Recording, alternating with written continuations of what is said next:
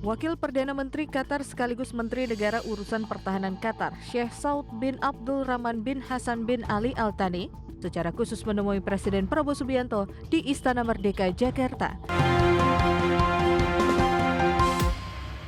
Pemirsa, Presiden Prabowo Subianto menerima kunjungan Wakil Perdana Menteri Qatar sekaligus Menteri Negara Urusan Pertahanan Qatar, Sheikh Saud bin Abdurrahman bin Hasan bin Ali Al Thani. Pertemuan khusus ini menjadi bagian dari upaya mempererat hubungan bilateral antara Indonesia dan Qatar di tengah gejolak Timur Tengah.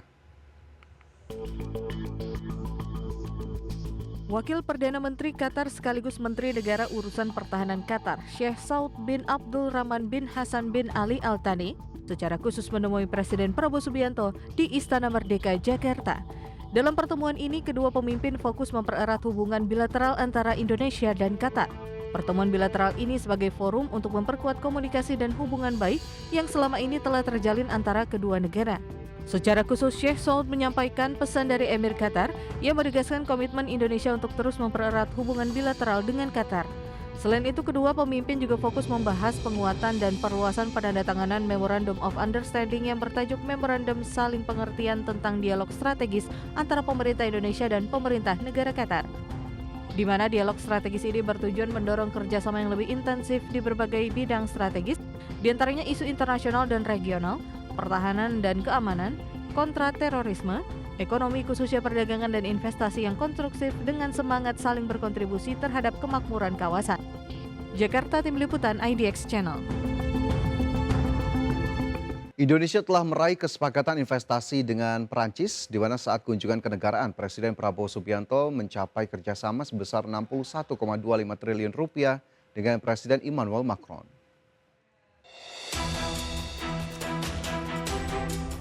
Indonesia dan Perancis sepakat untuk memperkuat kerjasama di bidang strategis, termasuk ekonomi, investasi, perdagangan, dan pertahanan.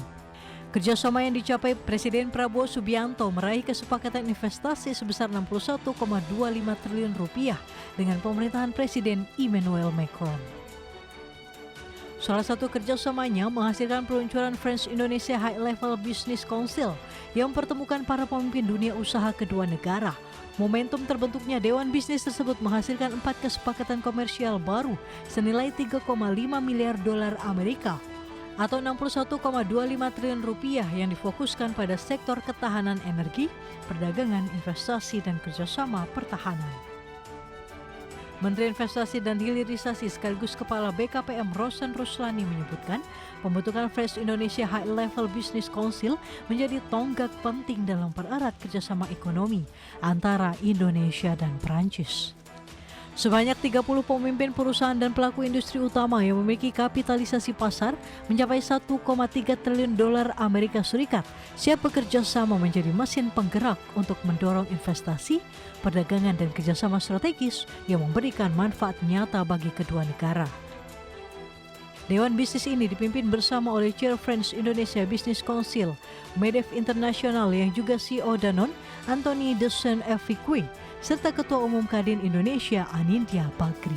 Jakarta, Tim Liputan IDX Channel.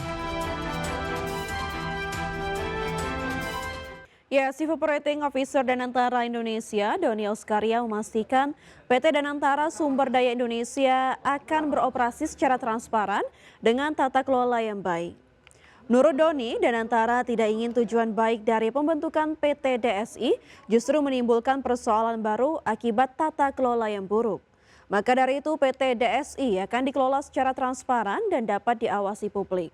Keberadaan PT DSI juga dipastikan tidak akan menambah birokrasi dalam rantai ekspor sumber daya alam. Keberadaan PT DSI justru akan memberi nilai tambah terhadap proses ekspor komoditas. Tentu kita memastikan yang pertama bahwa perusahaan ini akan berjalan sesuai dengan governance yang baik, transparan, accountable. Ini menjadi patokan utama kita karena kita tidak mau nanti satu niat yang baik kalau dikelolanya tidak baik nanti menjadi problem yang pemindahan masalah aja. Jadi kami memastikan bahwa perusahaan yang dibentuk itu nanti akan berjalan dengan transparan dan dapat diawasi. Menteri Keuangan Purbaya Yudi Sadewa mengaku siap memeriksa PT Danantara Sumber Daya Indonesia jika tidak mampu meningkatkan penerimaan negara. Ya, selain meningkatkan penerimaan negara, pemerintah juga ingin memastikan devisa hasil ekspor lebih banyak ditempatkan di dalam negeri dari kebijakan ekspor satu pintu.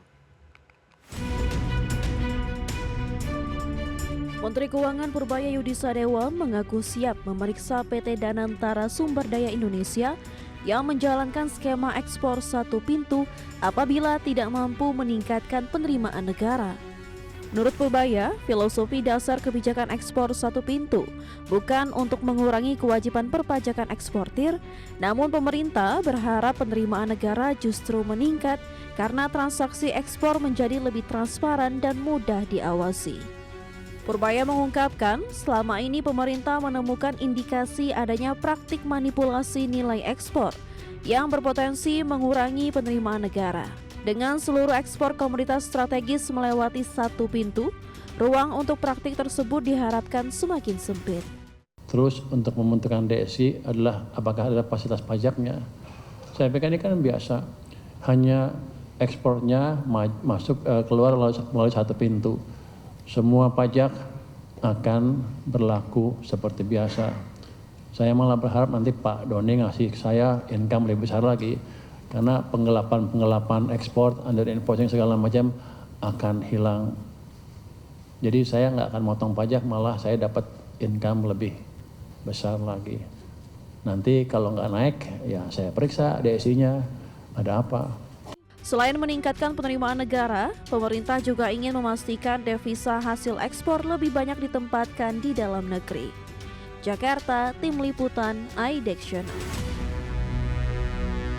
Iran mengancam akan menghentikan negosiasi pengakhiran perang dengan Amerika Serikat jika Israel masih terus melancarkan serangan ke Lebanon. Sementara itu, Perdana Menteri Israel Benjamin Netanyahu menegaskan akan melanjutkan operasi militer di Lebanon jika kelompok Hizbullah masih menyerang Israel. Ketua Parlemen sekaligus Kepala Negosiator Iran untuk Amerika Serikat Muhammad Bagher Ghalibaf mengeluarkan peringatan untuk invasi Israel ke Lebanon. Pernyataan tersebut disampaikan Ghalibaf setelah melakukan pembicaraan via telepon dengan Ketua Parlemen Lebanon Nabih Berri pada hari Senin kemarin. Melalui unggahannya di media sosial, Ghalibaf menegaskan posisi politik Teheran yang siap mengambil langkah ekstrim jika agresi militer Israel tidak segera dihentikan. Ghalibaf menegaskan Iran akan menghentikan perundingan dengan Amerika Serikat jika Israel masih terus menyerang Lebanon. Sebelumnya pada Senin malam, Presiden Amerika Serikat Donald Trump mengklaim telah meminta Perdana Menteri Israel Benjamin Netanyahu untuk membatalkan serangan skala besar ke ibu kota Lebanon, Beirut.